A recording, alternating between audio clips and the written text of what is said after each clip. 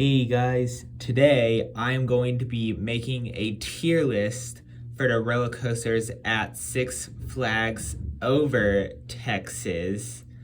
I have been fortunate enough to ride all of them except for the kiddie coasters and El Diablo, which apparently is not a roller coaster, it's a flat ride. But anyways, when I rank these things, I don't necessarily rank them for which one exactly is better for. It's for how they sometimes do with the ride, and however, if I like it so much, I might put it in a high tier. Anyways, before we do that, please be sure to hit the like and subscribe button. Okay, now the first one here is the Batman, the ride. This one is a good one. It's going to be in A tier. It has some good G-forces. The two vertical loops are very forceful, and it's caused me to gray out, especially the second one. And then that helix is just insane, as it caused me to gray out, and it always makes my feet feel like they were going to explode, especially if I'm in the back car. And then the two corkscrews are very snappy, and arguably the best part is probably the 0G roll, as it is extremely snappy and pull some serious whip and offer some good hang time. However, the only real dead spot in this ride is that curve after the helix, but it just gives you a little time to breathe. And besides, that first drop does have some whip if you're in the back. El Diablo, I haven't ridden that one. I almost got in that one, but I haven't ridden it. I've ridden a Larson loop at Galveston Pleasure Pier, so I suppose based on that ride experience, where it might be, I like the Larson loop and the one in Galveston. It had great hang time, great inverted hang time, a good sense of speed.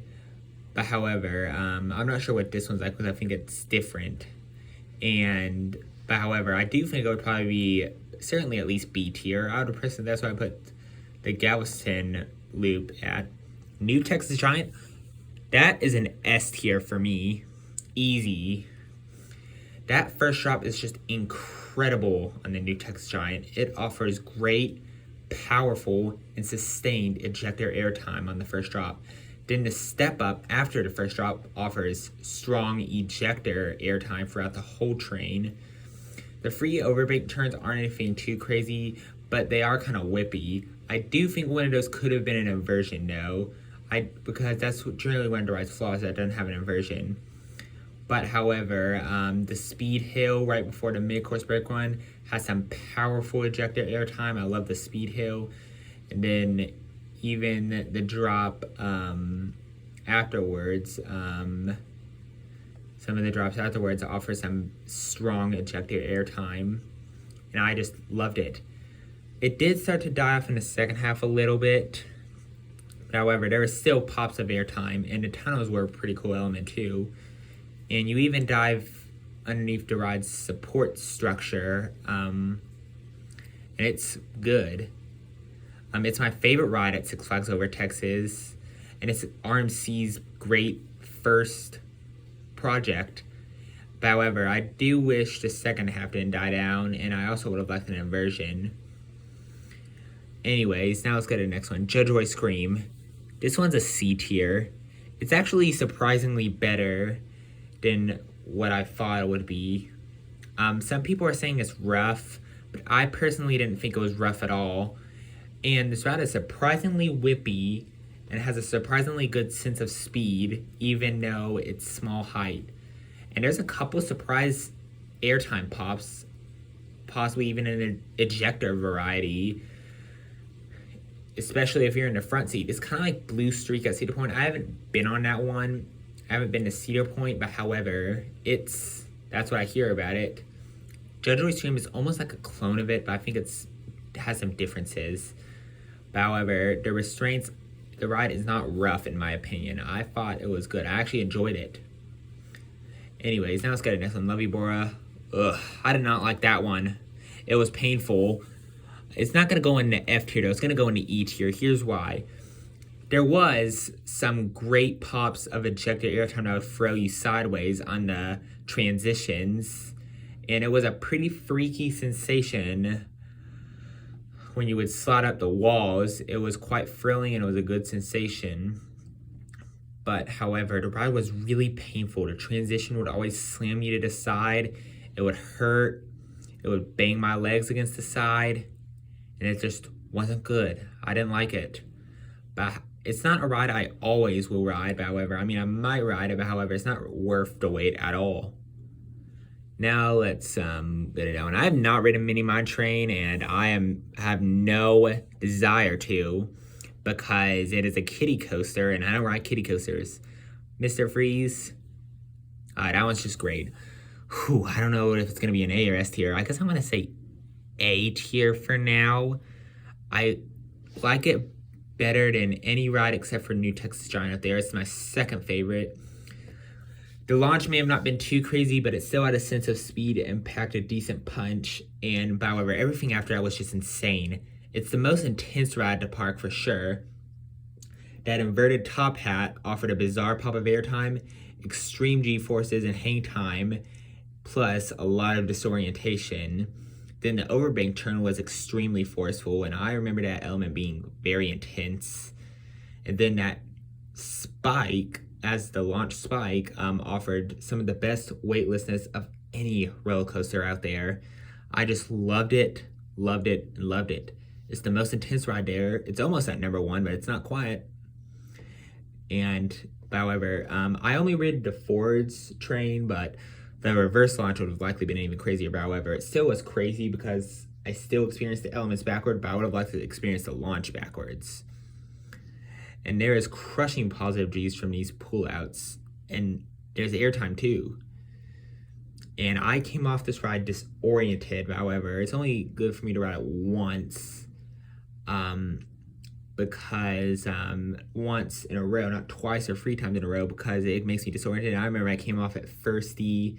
However, I love the ride's power. Pandemonium, actually a decent spinning coaster. I'm going to put it in the C tier. It's a great family coaster. It has some good spinning.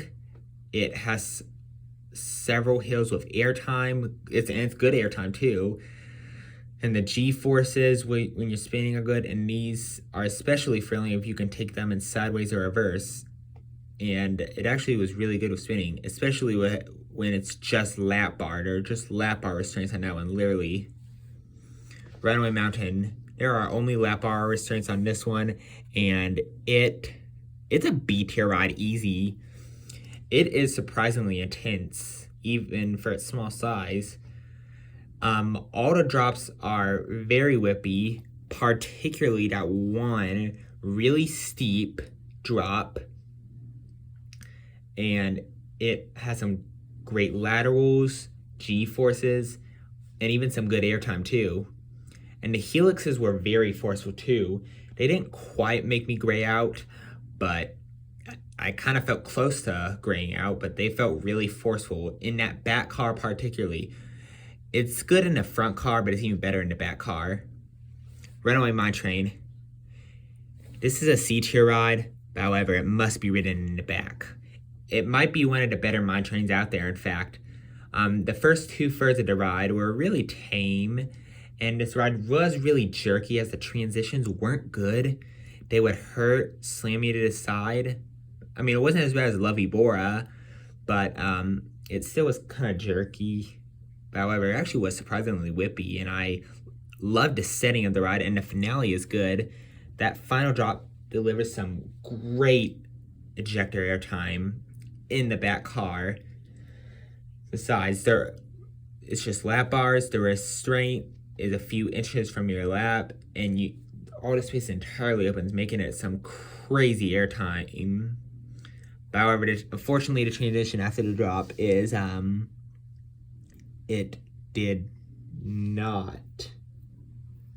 was not smooth. But however, the setting was awesome. Shockwave, underrated coaster, A tier. The 2 loops, I love how they're straight circles. They are very forceful, and they can cause me to gray out. And then, my favorite part on this ride, honestly, are the 2 drops after the loops, as they have some scary an intense ejector airtime if you're in the back car. The airtime is so abrupt that even in the front you get good airtime. Probably my 5th favorite coaster here. 4th is Batman. 3rd is one of these upcoming roller coasters, but I'm not going to tell you just yet.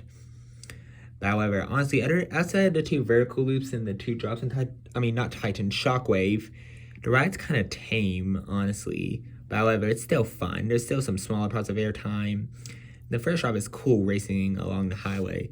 Joker, that's a B tier for me. And that ride actually was chaotic. I love the flipping of it. And by the way, the restraints weren't bad at all. It wasn't uncomfortable or painful. But however, I would have liked for it to have more chaotic and unpredictable flips, but you still get a couple good flips. And it's a very freaky sensation when you're high above the ground. And the flips were strong too. Like, it had some great hang time, it was very forceful flip. I love it. And it's a good SNS free spin. I like it.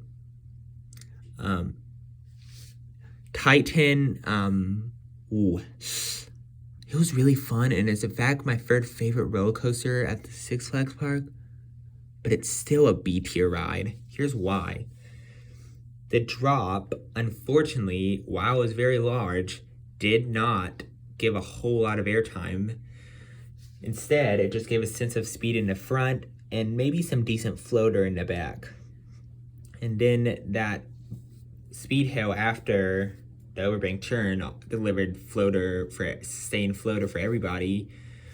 However, the best part of this ride was arguably that upwards helix. It was so intense, caused me to gray out. It is an automatic gray out moment for me.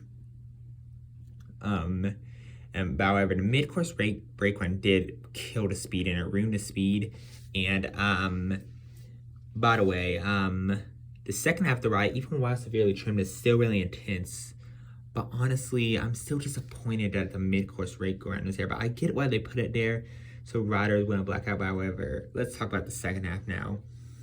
If you're in the front, you'll get some great hang time on that little descent. It's very freaky, and it also gives a similar sensation as felt on the overbank after the first drop.